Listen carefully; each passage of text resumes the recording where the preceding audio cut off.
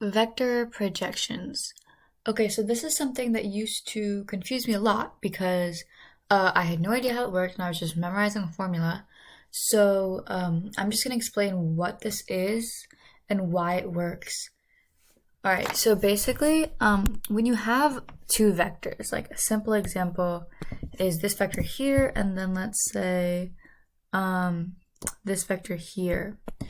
Let me make it a little bit more obvious. Let's say this vector here.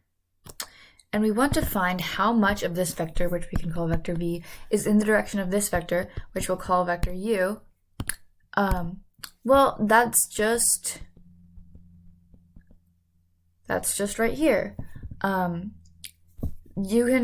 It's just this vector right here. That's how much of vector v is in the direction of vector u. And that is our vector projection. So as you can see, it's just, in this case, it is the x component of vector v because like we're assuming vector u is just perfectly horizontal, but that's not always going to be the case. So that's why we don't just call it, the x component of vector v. It's the vector projection of vector v onto vector u. Case in point, like let's say we have two vectors and one looks like this, and then the other looks like this, and we're trying to project this vector, which is vector v, onto vector u. Well, the x component of vector v is this, right? Just this part, but that's not what we're looking for. What we're looking for is, we're gonna see how much of this vector is in this direction. So it'll look something like, this is going to be kind of hard to draw, but something like, I realize this line is not straight at all, but just to get the idea, something like this, I suppose, like just up until vector v, that's going to be the projection of vector v onto vector u. Okay, so how do we do this? We're going to use the cosine angle formula, which I proved in a previous video. So, for example, let's just look at this vector, just because it's easier to understand than this vector, even though we're doing the same exact thing. When we have an angle theta right here, cosine of theta is going to be equal to this vector. Let's just call this vector t. Cosine of theta is going to be equal to the length of vector t, so its magnitude, over the magnitude of vector v. And we also know that this angle is equal to the angle between two vectors formula. This angle is equal to the dot product of v times u over the magnitude of, this is kind of out of order, although it doesn't matter.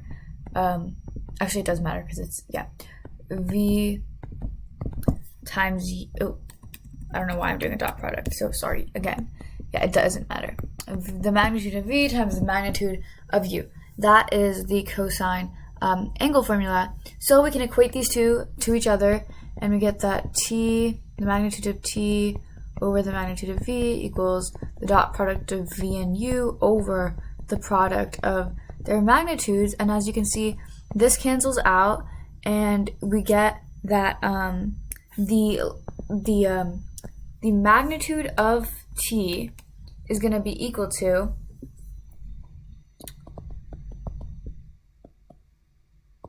v and the dot product with u over the magnitude of u, right? And so this is just the length of t. However, we do know that this is not like the vector t itself, because this is just the length of it, right? Vectors have magnitude and direction. So we need this to be the length, but we also need the direction now. This is not going to give us a vector. It's just going to give us a number that tells us the length. So since vectors t and u are in the same direction, t is going to be a scalar multiple of u. What does that mean? So a vector, like let's say this is vector 2, can be multiplied by scalar multiples. What that basically means is we take this vector, let me see if I can do this way. We take this vector, copy, is that a copy? Yes. And we stretch it out, so this is gonna be, it's not gonna be 1, 2 anymore. We stretch it out, or shrink it by whatever factor. So let's say we're gonna triple this vector, okay? Now this vector is not gonna be 1, 2, the x component is instead going to be 1, 2, 3, and the y component is going to be 1, 2, 3, 4, 5, 6. Pretend those are even, because this is scaled up by a factor of 3. 3, 6. That's all scaling a vector really is. You don't have to scale it up, you can scale it down by any, constant number.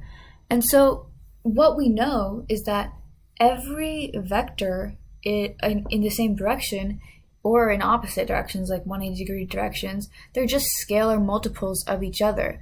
And usually the way we think about this is all vectors are some scalar multiple of their unit vector. So like 3, 2 in any direction, like say, let's say 3, -2, this is just going to be this unit vector, whatever this unit vector is right here. Let me do it in a different color. I don't know what the numbers would be. Oops. I don't know what the numbers would be, but this is, let's say this is the unit vector. We're just scaling this unit vector because remember the unit vector has a magnitude of 1.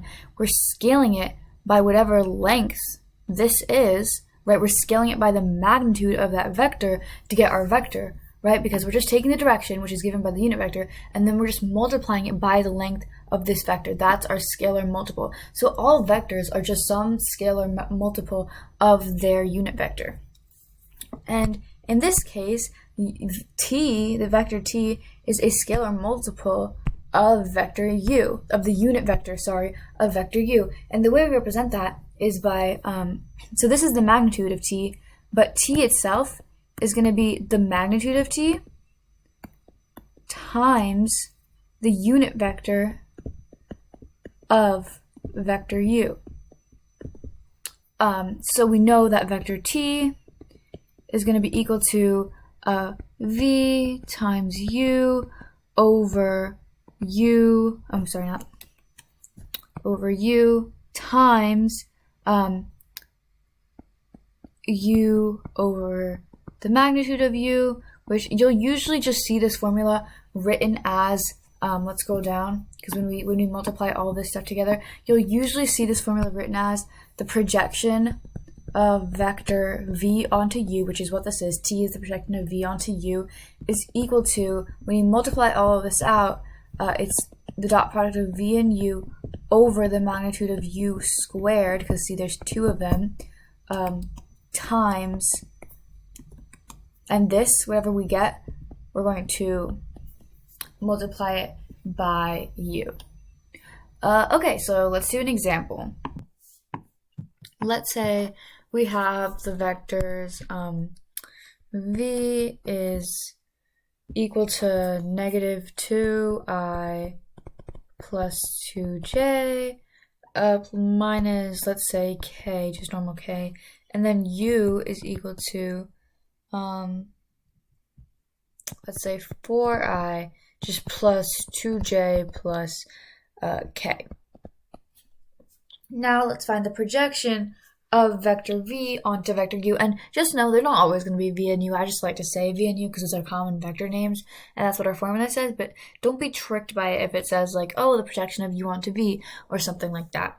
So, now we have our handy little formula. We know why it works. So now, I feel comfortable in using it. So dot product of v and u is a -2 times 4 plus 2 times 2 minus 1 plus 1 over the magnitude of u squared. The magnitude of u is equal to 4 squared plus 2 squared plus 1 squared, which is 16 plus 4 plus 1, which is the square root of 21. Okay, but remember this is squared, so this just becomes 21. And we multiply this by our vector u. But first, I just want to simplify this out a little bit. So this is -8 plus 4 minus 1, which is -5. And so this part right here is negative 5 over 21.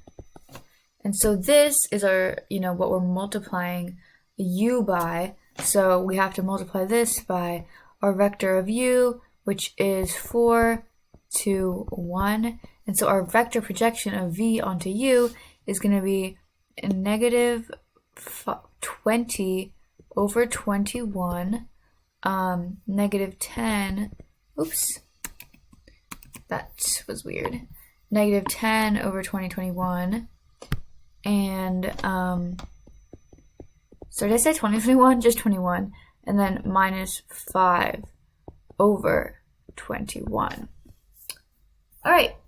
So, and if you notice, vector u is clearly going in like a positive direction, and vector v is going in, the projection of vector v onto vector u is going in a clearly negative projection.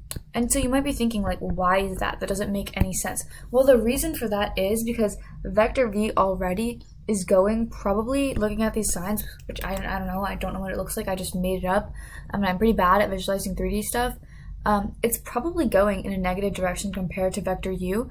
So the projection of vector v, like let's say we have two vectors that are going in opposite directions, and we want to find the projection of this vector onto that one, it's not going to be in this direction. It's going to be in this direction. That's going to be the projection of it, and it's just going to be a negative scalar of this vector. Because remember, if we have a negative scalar of a vector, all we're doing is flipping it around 180 degrees, okay? So that's the only difference. Like, if I have a scalar of negative 2 of a vector, it's just going to rotate that vector by 180 and then scale it up by 2.